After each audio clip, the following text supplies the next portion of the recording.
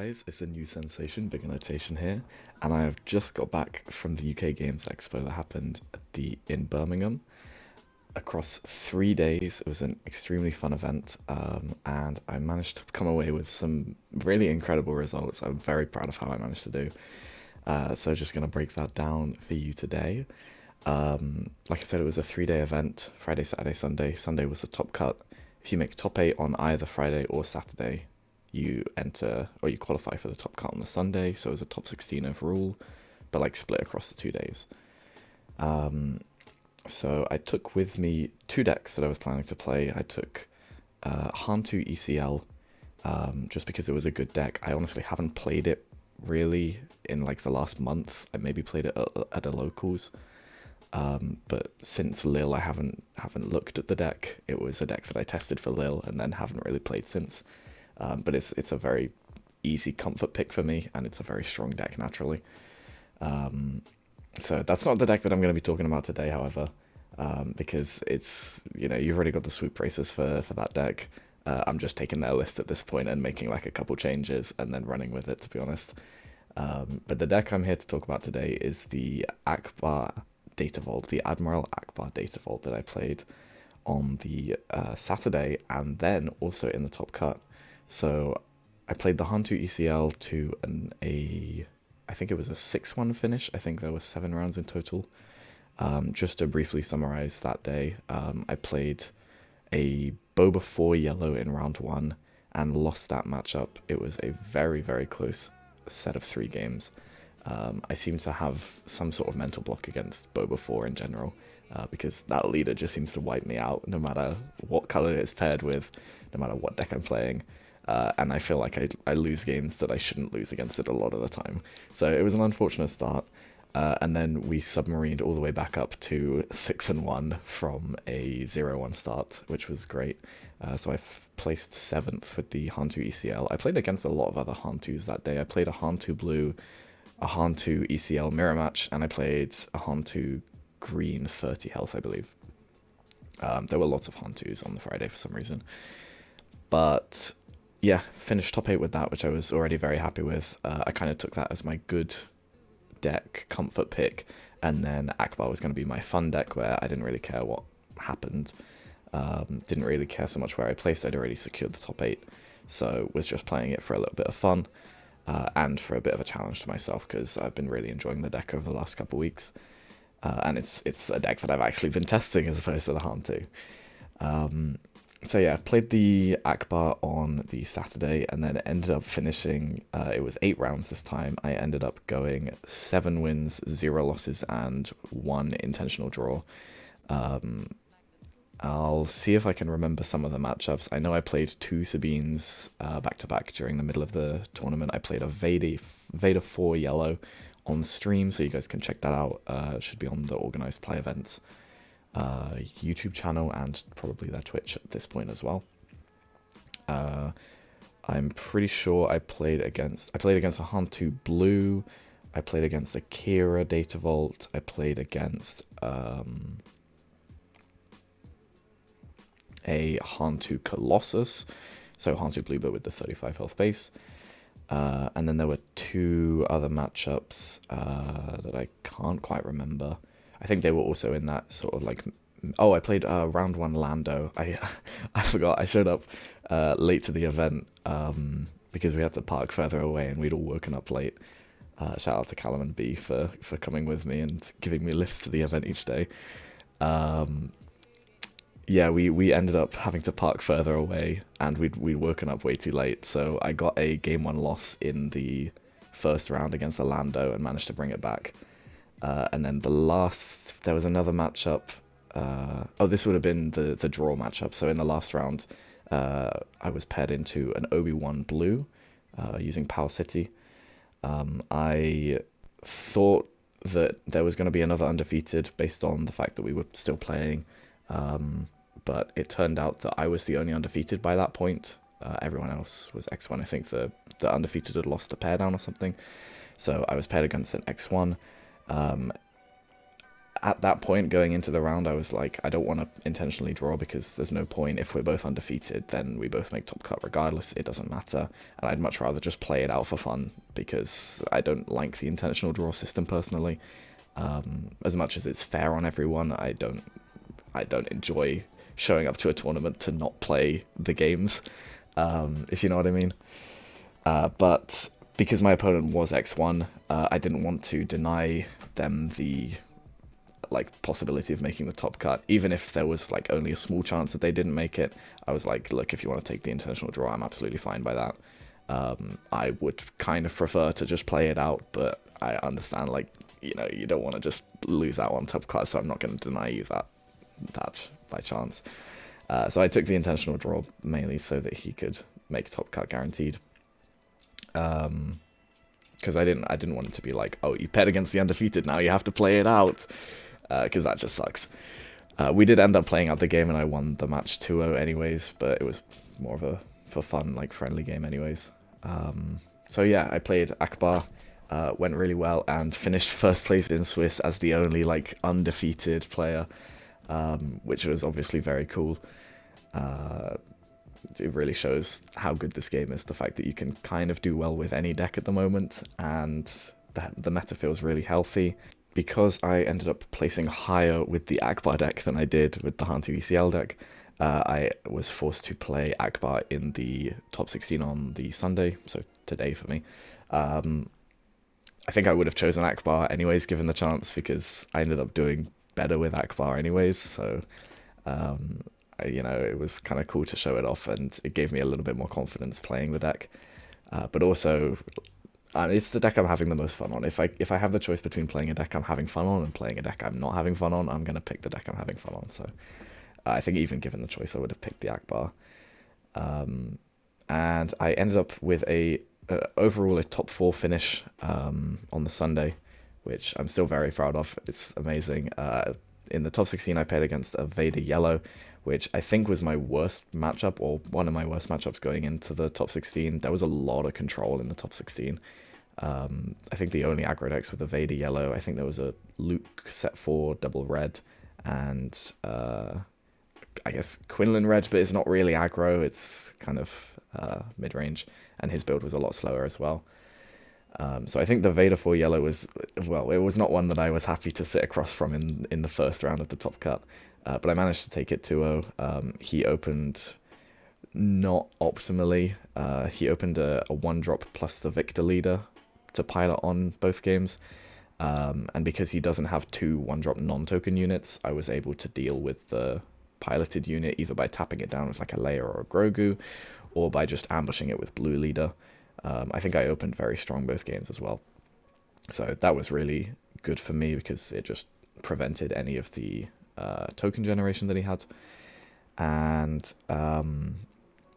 yeah, I was able to take that match 2-0 luckily.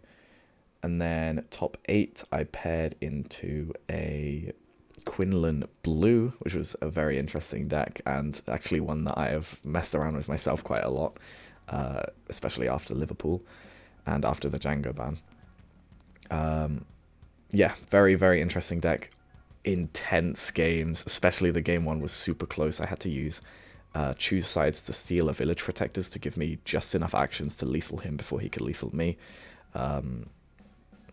So yeah, it was intense. Game 2 was a little bit less close just because I was able to kind of blow him out with a choose sides on his Luke, and then had a Han Solo to ambush his second Luke once it came down, and had a Bamboozle to deal with the Jedi lightsaber on his leader as well. So I had a lot more tools to slow him down in the game 2, but still very, very close games regardless.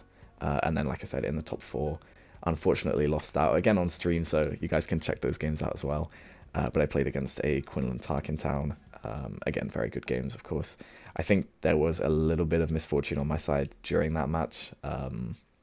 Especially in game 1, there was a U-Wing that kind of just brought in a wedge and nothing else. Maybe I think I brought in a 2-drop, but like it really did nothing. I needed something to impact the board on that U-Wing, just to deal with a 2 health Plo Koon that was on the board, and it didn't come, unfortunately. And then had a couple turns afterwards of drawing like very little that was useful, like hot shots and bamboozles and that sort of thing. So yeah, I managed to hit the late game into the Quinlan, but just not draw the right cards, which is sometimes how it goes with the Data Vault downside. But I will stop rambling about the matchups. We've been here for 10 minutes already. I'll get straight into the deck. The first thing I kind of want to cover, well, two things really. The first thing is, before going into the deck, I got to give a massive shout out to DJ Claro for kind of coming up with the Akbar Data Vault idea and managing to win the PQ with it. The list is very, very based on that list. So, you know, a lot of the credit goes to him. Very, very cool guy. I've spoken to him quite a lot at events. He's always playing some wild shit, and he's always doing, like, very well with it for the decks that he plays, so I don't know how he does it. But yeah, very, very strong deck builder and innovator, clearly. But yeah, I really enjoyed the list, and I wanted to mess around with it, and there were some changes that I felt were much stronger. And yeah, I'll get into it. So, Akbar Data Vault. I gotta say, the Data Vault 3 health is hugely impactful after playing with it for the first time with this deck. I would say probably 50 or 60% of my games, that 3 health mattered by either like letting me ignore stuff that I would usually have to play around and make a worse line of play, or by straight up just me being sat at like 30, 31, 32 damage, and that being enough for me to push lethal or heal back to survive the next hit. So yeah, it was absolutely huge. Data Vault is a very strong base, and it feels good to play with, surprisingly. The 60 cards is not as big of a downside as I initially thought it would be. So going into the 2-drops, a big thing with this deck is obviously you want to generate tokens. You're a huge, huge value engine. That's your entire leader, and your entire strategy is to play towards that value. So you need to have units to tap down in the early game to get off the ground, pun entirely intended. And so you need as chunky units as you can play in the early game. We also, it's a bit weird because we want a high density of 2-drops because we want to open double 2-drops so that we can play under curve each turn, because we really want to use the Akbar leader skill every turn if we can. But we also are playing like a late game value deck, so it's kind of hard to find the balance of how many 2-drops you want to have in the deck so that you can open 2 of them consistently, but also not like clog up the rest of the deck so that you actually draw late game cards in the late game as well. I think that's where Data Vault really can help the deck as well, because it gives you the space to run like a higher density of 2-drops without actually damaging the consistency so much, because you also then get to run a higher density of late game stuff as well. So for the chunkier 2-drops and the ideal openers, we have the 3 Grogus and the 3 Favorable Delegate. Delegate is like a card that I've toyed with in so many different decks, and this is really the perfect one for it. You're able to Bright Hope to bounce it back, you're able to choose sides, give it to your opponent, make them discard, which is a play that I've messed around with in a lot of other decks, but this deck is just the best choose sides enabler, which is my favorite card in the game, so I had to play this deck as soon as I saw it. Unfortunately, not a combo I was able to pull off today, but I was really looking for it where I could, just to get that super value of making them discard off choose sides as well. Grogu is amazing. It really lets you stall. It either soaks up 5 damage from them hitting it very quickly, or it just lets you soak up more damage by tapping their units each turn. Or you're able to, if your opponent only has 1 unit and they have initiative and they just swing with it, you're able to just start tapping it for your leader skill. It's a really amazing card. I was also on 2 R2D2. This was on 3 for a while. There was a lot of night before changes that I made, and cutting the R2D2 down to 2 was one of those. It's a very nice turn 1 play again. It's a 2/4, so it's really hard for your opponent to kill on turn 1 or turn 2, especially if you play around any Tarkentan ping shenanigans. And it has really good utility. Like I mentioned before, you don't need to, but you really want to find a second 2-drop to play on turn 2 so that you can use your leader skill as well, and this lets you search for that early game. It also lets you just kind of generally search for your anti-aggro pieces against aggro. It lets you, if you pull this in off of like a U-Wing or something, it lets you dig 3 cards deeper for your bigger stuff once you get to the late game. It's really a perfect card for this deck in my opinion, and it's just a really solid card all around, especially because we're playing 60 cards and we're playing a deck that wants to go to the late game. So there's a lot of different use cases for this top 3 search effect, depending on at which point you play the card. And then I also played 2 Phoenix Squadron A-Wing. I basically didn't play this card at all throughout testing. My logic was like a lot of your 3-drops are space units and interact with the space arena on play as well. And also turn 2 you're probably playing a space unit as well because you're generating a token. So my logic was like, I don't think you need an early space unit to contest the space arena because you're already like gonna have so much space presence. But as I tested more and more, especially against Vader 4, it turned out that you do really want an early space unit in some matchups. I kind of feel like this card does not feel great to play, to be honest. But I feel like it's a necessity in the current meta because of how open it is. It's the kind of card that would get cut later on if Vader 4 came out of the meta. It's also got some utility into decks like Sabine if they open up a space unit, especially the A-Wing. It can be really nice to like value trade over that. Or there were times where they also opened this card and I just traded evenly, which is against an aggro deck is kind of fine. But yeah, this is basically a necessity card because aggro decks right now are playing a lot of space, so I wanted to be able to contest them early. It's not a card I like running, unfortunately, but I think it's a card you kind of have to run for the minute. So some of your ideal turn 2 plays are the main one is the Coruscant Guard. The idea being, obviously, you're wanting to use your leader skill on turn 2. So you want another 2-drop to fill out that curve. And if you use your leader skill and the opponent doesn't kill either of your units next action, you have Coordinate live on the next unit you play. So this becomes a 3-2 with ambush on your turn 2, which is huge. It can trade into the opponent's turn 1 play. It can sometimes trade into the opponent's turn 2 play if they play a 3 health unit, which some people definitely did a couple times against me, which was like absolutely huge value. But even just trading 1-for-1 into their turn 1 play can be huge, because like I say, you're trying to get to the late game, and then you already have you have 3 mana worth of units on the board still. So you've kind of effectively played a 3-drop, but it's also a slightly overstated 3-drop because a 2-2 for 1 is, in space at least, is above rate. So yeah, trading 1-for-1 into the turn 1 play is fine for this card as well. And you're gonna win in the late game against, I'd say, probably every deck in the game. So you just try and look to get there as much as you can. Another 2-drop was 2 Anakin Skywalker. I really hated this card throughout all of testing, and I got to give a massive shout out to Tom for this one, because he kept on telling me about this guy that he was playing at locals who was playing Akbar, and how he was like dropping it. He'd have Anakin as his only card in hand, and he was dropping it on his entire space arena for like 8 mana during turns, and just killing people with it. And I hated this card because I was like, it's not a good turn 1 play because it's not going to stick very often. If your opponent knows what they're doing and they have initiative, they have a lot of ways to kill this. They can just trade the turn 1 play in. Then you don't get your value engine started. It's not a great turn 2 play because it's just a 2-3. Like, there's so many other 2-drops you'd rather play. And this contests with a lot of other 2-drops in this color combination that you want to be running. I had a real tough time figuring out which early drops I wanted to play. And this one just never felt great. And I never ever had the piloting skill come up in testing.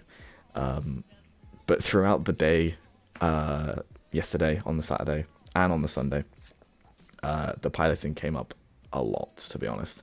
There were times where I was just like piloting for value trades to trade up into something, and then the like X-Wing would live because of the extra health, but I could bounce this back, have the X-Wing die, and then start pumping other units to trade up as well. There was times where I was able to pilot it onto Sentinels like Bright Hope. There was a couple times I think where I was able to pilot this for lethal. Like, I think there were 2 or 3 games where this card gave me lethal just by slamming it onto space units, where they were gonna win next phase because they'd taken initiative.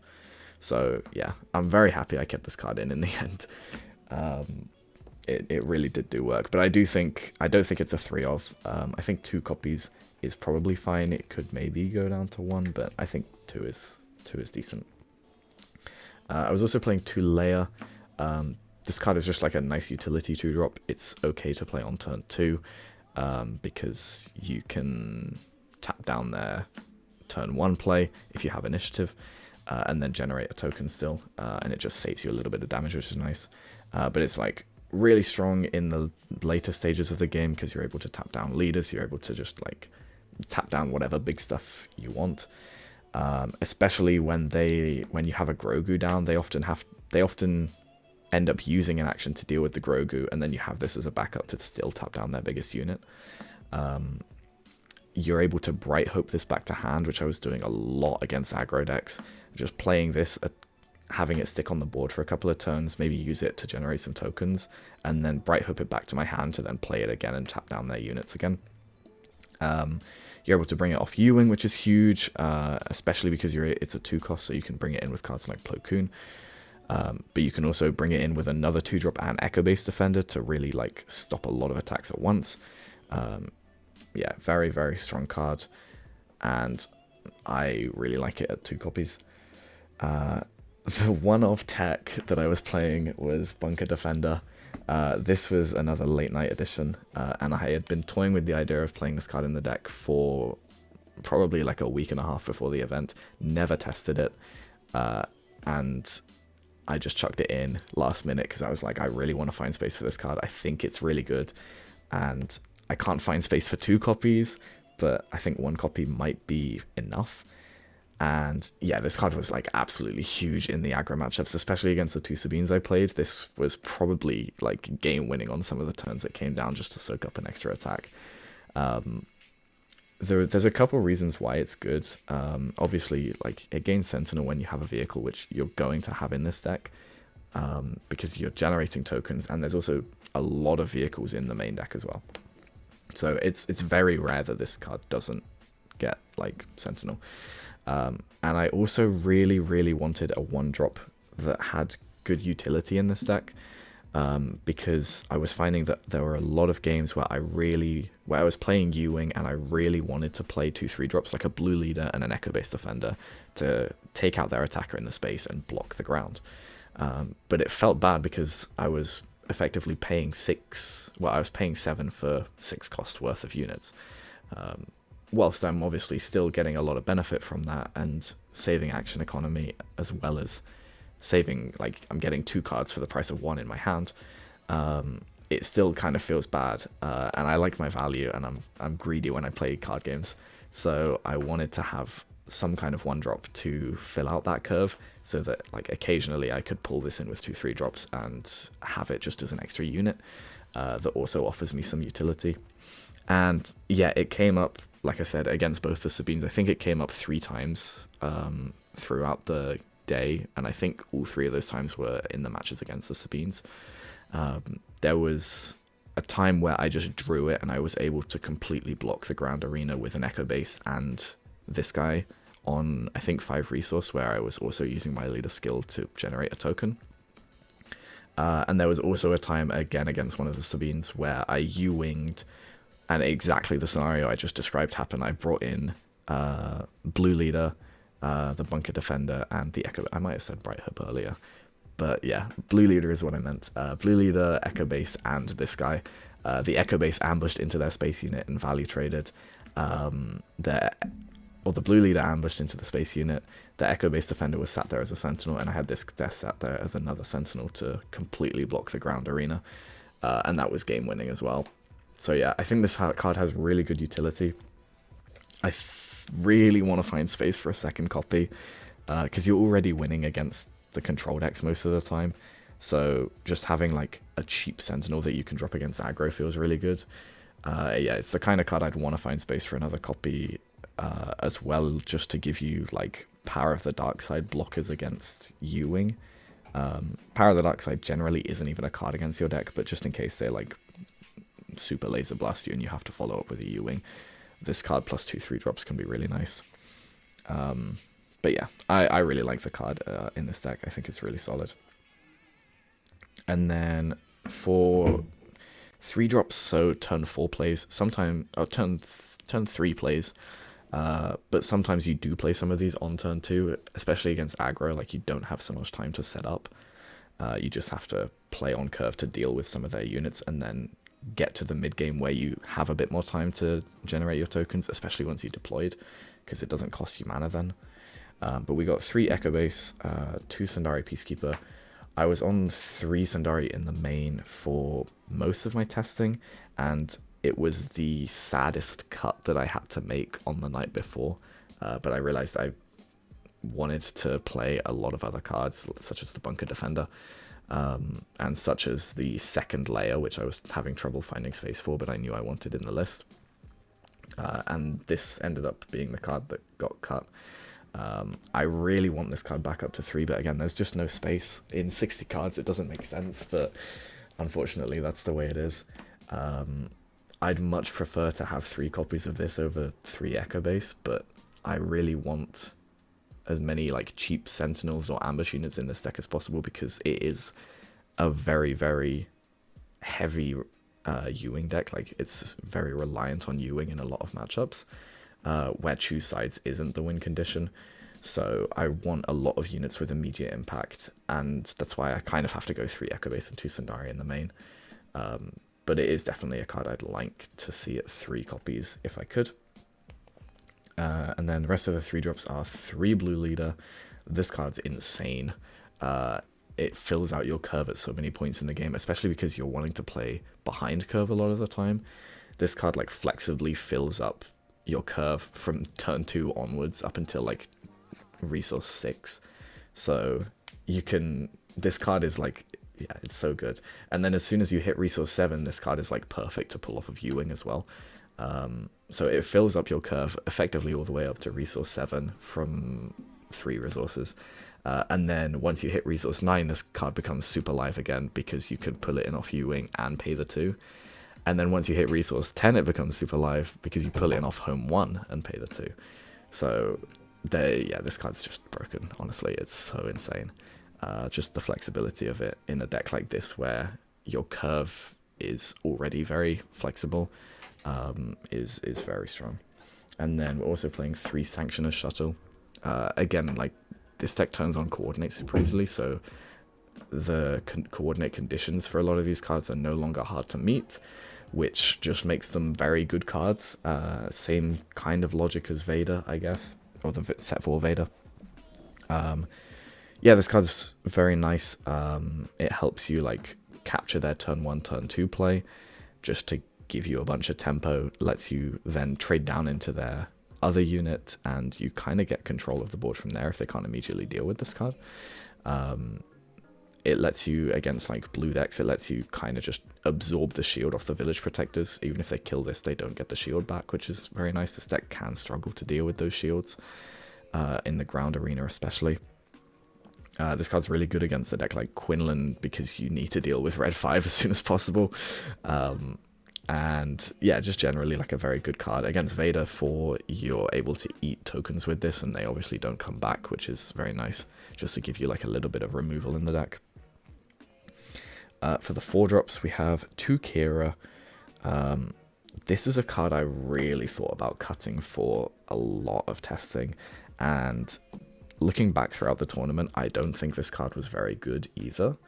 But the issue is, the times where it was good, it was like insanely strong. Like, it was just blocking their play for the turn, because people weren't respecting this card, or they like didn't draw particularly well, and I could just block their only play. And that's kind of especially the case against aggro decks, because aggro decks oftentimes, like, they'll want to go wider. They're playing multiple cards a turn. They're going to have a smaller hand size, which really limits their options once you take their best play out of their hand, or effectively take their best play out of their hand.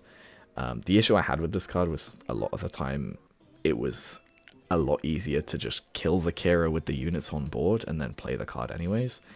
Apart from unless I was against a super space heavy deck like the Vader 4. But even then, some lists are running like Swoop Down as well. So I think it's kind of a card you want to run anyways because it has that like huge blowout potential, and it still forces aggro decks to either just sink 5 damage to somewhere that isn't your base, or they lose their play for the turn. So I think it's kind of like a card you're forced to run, but there were so many games where I saw this and I just resourced it because it felt completely useless. It's a weird card in this deck, to be honest. I don't know how I feel about it, but I think you kind of have to run it. There was also a point where against Kira, I should have called Super Laser Blast with this card, but I didn't notice. Oh, I forgot that they'd ramped earlier in the game, so I thought they were on 7 as well. But that is another use case for this card. Like against Control, this card is also really good because it just delays a card like Super Laser Blast for a turn while they spend a turn removing this instead. So like again, it's probably a card you still have to run, but I don't like it in the deck. It feels very all or nothing, to be honest. But going on to the other 4-drops, the good 4-drops in my eyes, we have 3 Resistance Blue Squadron and 2 Bright Hope. Resistance Blue Squadron is hilariously good in this deck. I was one-shotting so many things with this card. I think, well, my biggest one-shot was easily Devastator, where I had 15 space units, I believe. So yeah, 4-mana deal 15 to a unit is obviously insane. This card is built for this deck, and it feels really cool to use cards that are like, you look at it and it's like, oh, this is a draft card. But actually this card is insanely strong in this deck.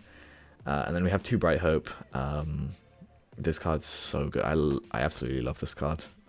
Being able to like have a card that's good into control by bouncing your on-play effects in the ground and also drawing you extra cards, but is also good into aggro decks if they go into space.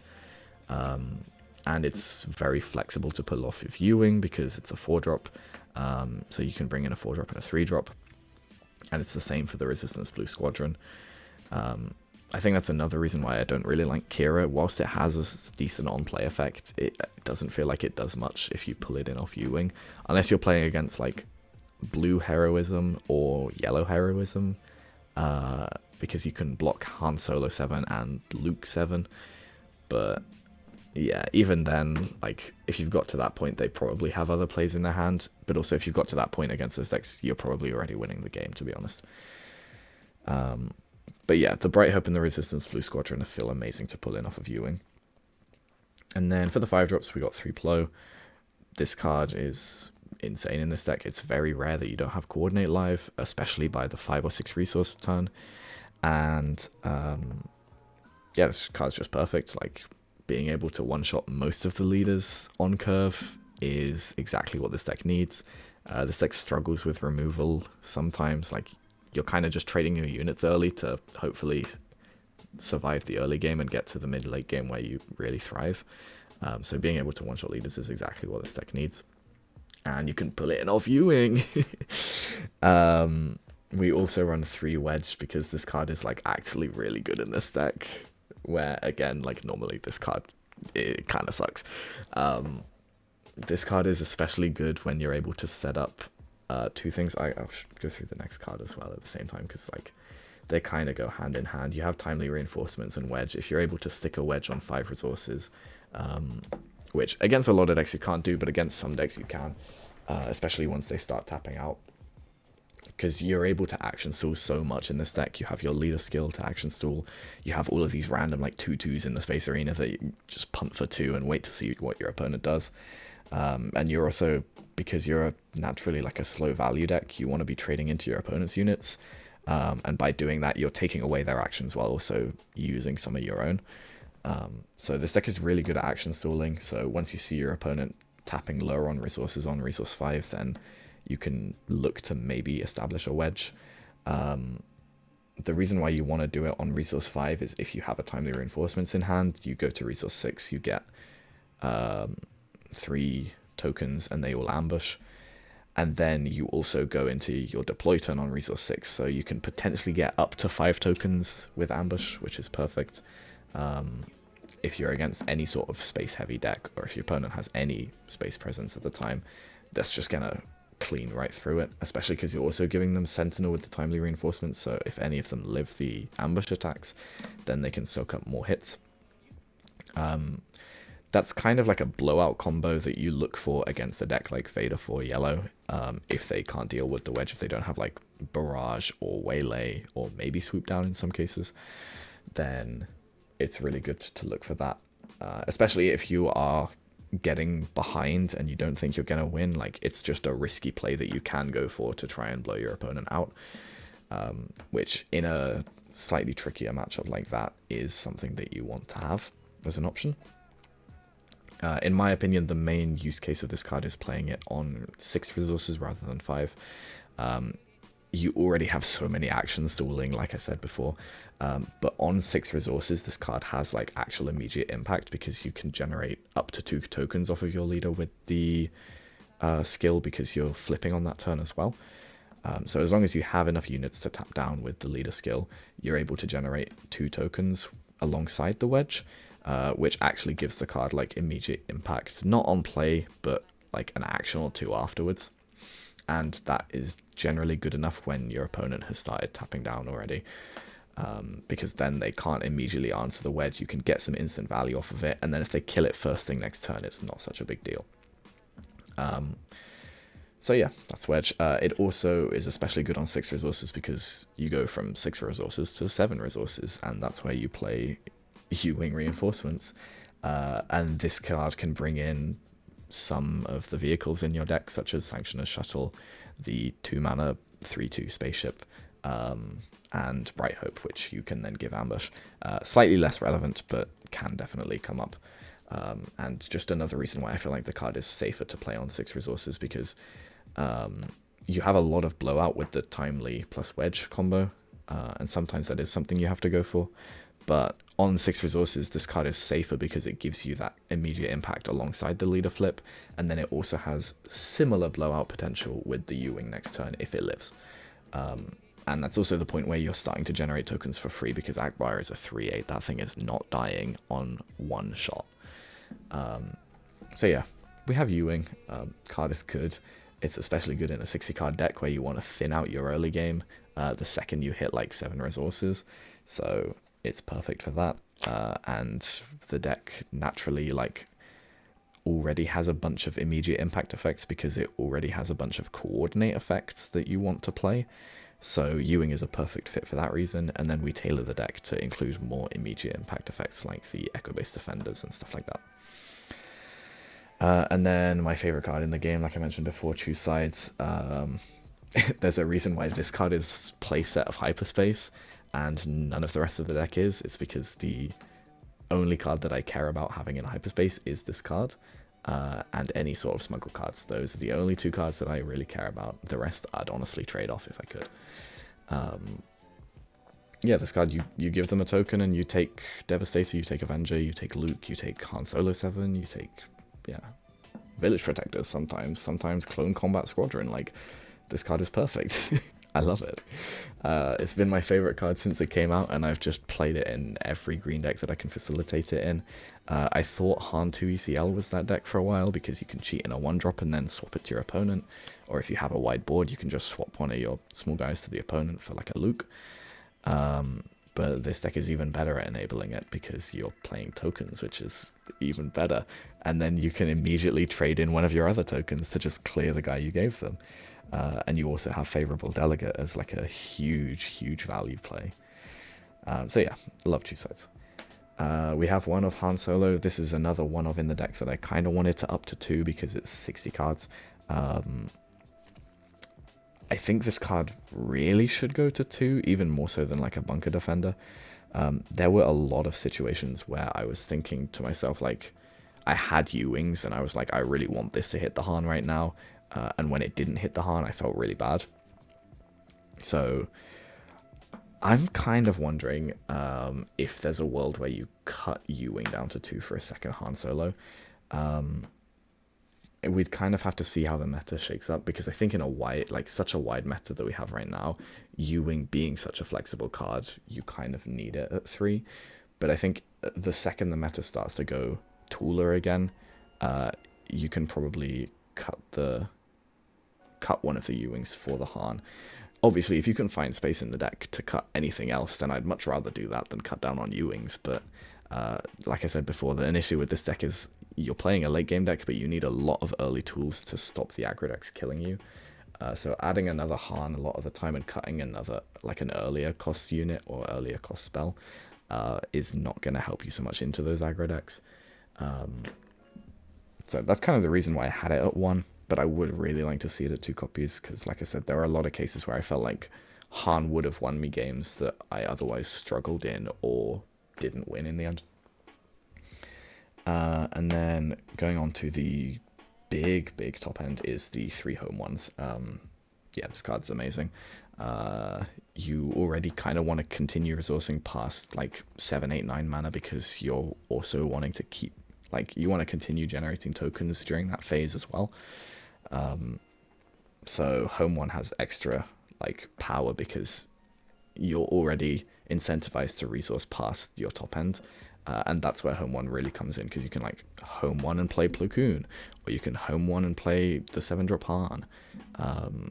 Whereas normally a lot of decks might want to stop resourcing around like 10 resources, and then there is a cap to how much stuff you can play off the home 1. But yeah, like a lot of the time this card is just your win condition because it's your main healing in the deck. So once you get this down, you're less worried about just getting burnt to death, and you can play a card with this effect that kind of defeats the opponent's board in some way or stalls it out, like Bright Hope, Blue Leader. You have so much immediate impact in this deck because it's a Ewing deck that, yeah, you have so many good choices. And by that point, generally, your board should be looking pretty wide and their board should be starting to look smaller. And then you just trade down all of your units into theirs, get a bunch of restore off of it, and then their only win condition is like immediate burn damage, which you've already mitigated because of the restore skill. Going into the utility stuff, we have 2 Waylay. This card is just a necessity, to be honest. And then 2 Bamboozle and 2 Hotshot. The Bamboozle was obviously like a meta cool, having it in the main board.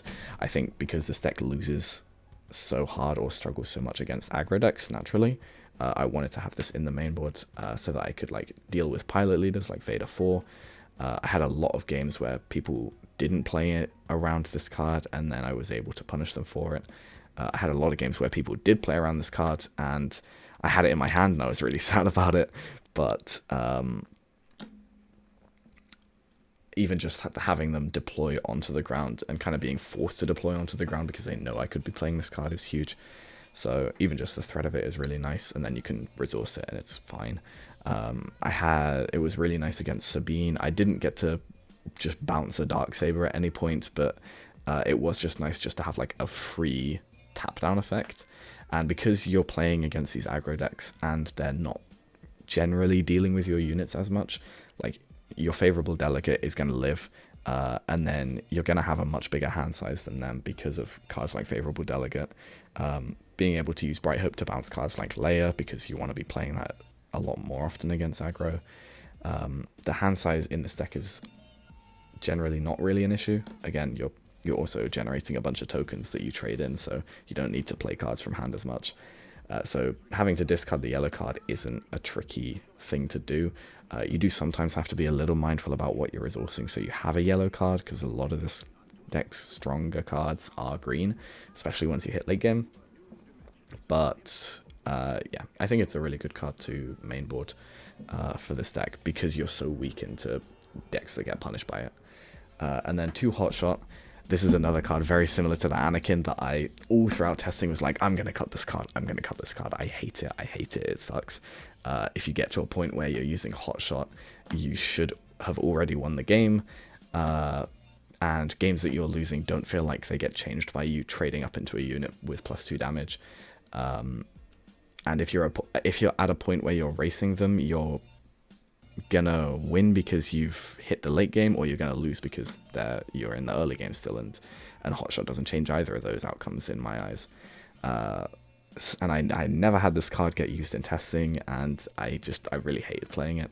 And then throughout the tournament, it came up like most of the games that I saw it, just as a way to like pump Akbar to a 5/8 and start hitting them in the face, or trade up like a layer or something that had stuck around while I'd been generating tokens with other units.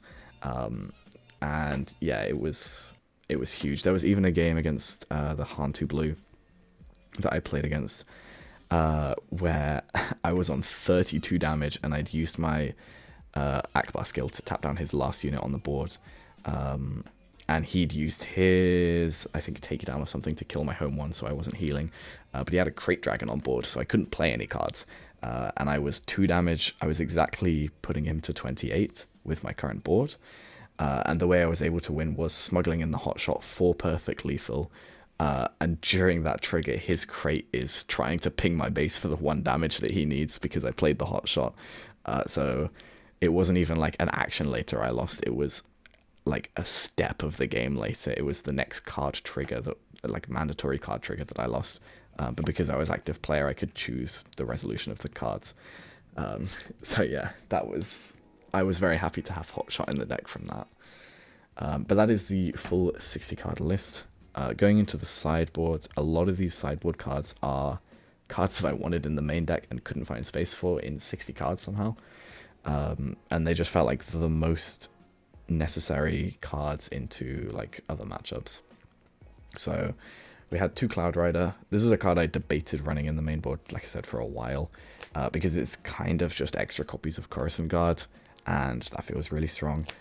The main reason I didn't is because Coruscant Guard can be played as a turn 1 play pretty safely, whereas this can't so much because it gets pinged down by Cad or Quinlan immediately, and then you don't get a token from it, or you don't get to trade it. And it also gets pinged down if they have a Sabine unit, or if they ECL something like a Sabine unit in to just kill it with the on attack.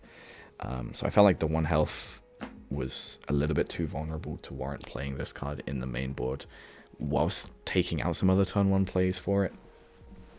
But yeah, it was very nice in the sideboard. It came in clutch against all of the ground-based aggro decks like Sabine. And again, like, it's another Ewing target that, again, acts as extra copies of Coruscant Guard. I had a 3rd Bamboozle. Oftentimes I'm not a fan of 3 Bamboozle, but because the deck is 60 cards, I felt like it was good to have the extra copy in the sideboard for those matchups where I needed it. So yeah. 3rd Sundari Peacekeeper. Again, like, this is the card I wanted to cut from the deck least when I was making my last minute couple of changes. A lot of those changes were to do with the early units. Like, I was playing Scanning Officer in the main board for a while, and then I realized, like, Quinlan and Han 1 are not showing up anywhere nearly as much as they used to, so I ended up cutting those for extra 2-drops. And again, Scanning Officer is a 2-mana 2/3, so you don't want to play it on turn 1. You can, like, ideally it's a turn 2 play, but you want 2-drops that are flexibly turn 1 and turn 2 plays, which is why I preferred cards like R2 in the end. But yeah, this is like the hardest cut that I had to make, and it's really good into all of the aggro decks, really. We have the 3rd copy of Bright Hope. I love having 1-offs in the sideboard that help shore up extra ratios that I'm missing in the main board. This card is really good into the Vader 4 matchup. Yeah, the games 2 and 3 against Vader 4 felt so much smoother than game 1's. Solely because I had a 3rd copy of this in there, and I was having games where I was like double drawing Bright Hopes and looking at my hand and going, oh, I'm like delaying you by like 2 or 3 turns now, which is perfect. I was also citing 2 copies of Salvage. This is a card I really wanted to put in the main board, at least 1 copy. It has so much utility, this format, in my eyes. It is a 0-cost card you can ditch off of Force Throw. It's a event you can ditch off of Ahsoka. It also just helps you against any sort of hand control stuff that goes on, because you're discarding some of your vehicles throughout that, probably. It's actually really good into some of the aggro decks, namely Vader 4, because it's extra copies of Bright Hope and Blue Leader at the same time. And then it's obviously extremely good into control because it's extra copies of Home 1.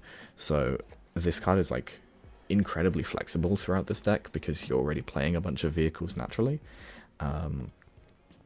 Yeah, I really want to find space for this in the main, but again, like, there's just no space. I don't know how. This, yeah, absolutely amazing card, and I sided it in a lot of matchups. And then I was also on 2 tech. This is the part of the sideboard that I'm a little bit more unsure on.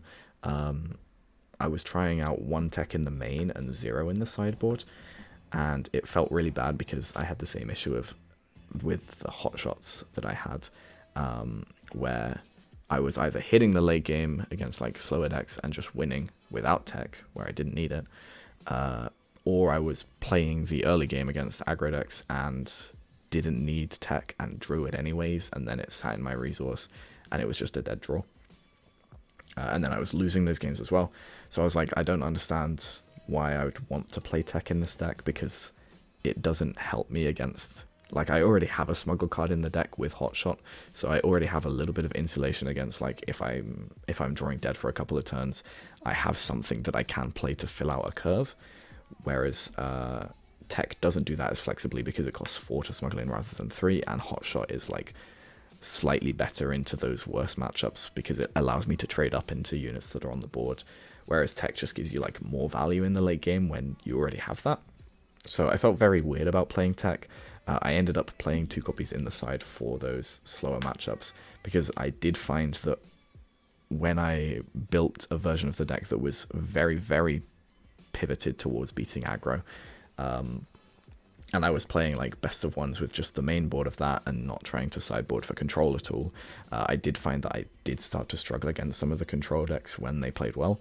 And so I wanted to make sure that I had a little bit of insulation against that with the techs alongside the salvages, because tech just gave me that extra like refuel where if I drew some of my big stuff during the early game and resourced it because I needed my curve, and then they were able to like come back with a big super laser blast on me, then it gave me that insulation to, oh, I've invested way too hard into this, or I've like drawn some of my early game when after the super laser blast and can't really re-establish, tech will just give me that insulation.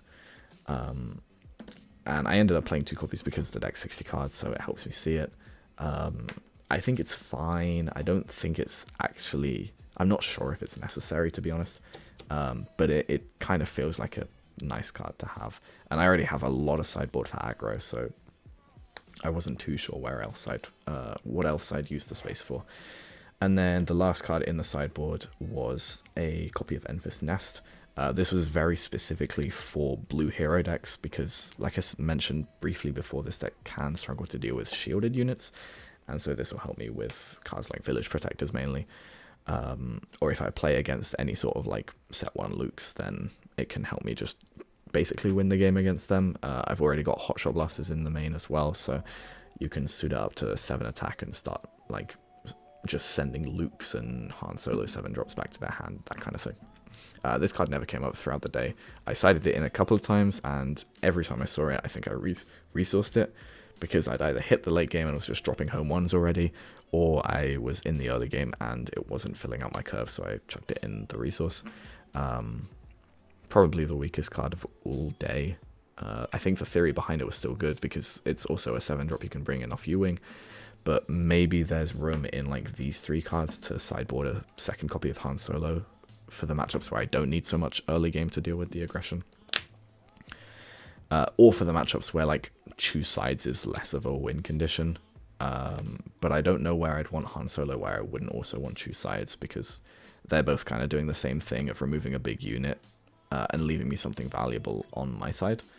So yeah, I don't know where that second Han Solo slot comes in, but I would really like it. Anyways, that is the deck, Akbar Data Vault. Like I said, finished 7 wins, 1 draw in Swiss. We're gonna count it as 8 wins because I won the friendly game, or friendly best of 3, and then ended up finishing 4th place overall in the top 16. So yeah, very proud of the result. I think this deck is real. I think this deck is strong. I don't think it's like some, oh, I win against all the control decks and I lose against all the aggro decks. I think this deck has game into some of those aggro decks. Obviously surprise factor is a thing, but I think this deck is decent. I don't think it's just like a gamble deck of high roll the matchups or high roll the draws and win the game. I think there's a lot of skill to playing it and playing against it, and I'm very happy with how it's done. So yeah, I hope you guys have enjoyed the video. I know it's been a long one. but I wanted to get all my thoughts across as much as I could. Any questions, feel free to drop them in the comments, and I will catch you guys in the next one.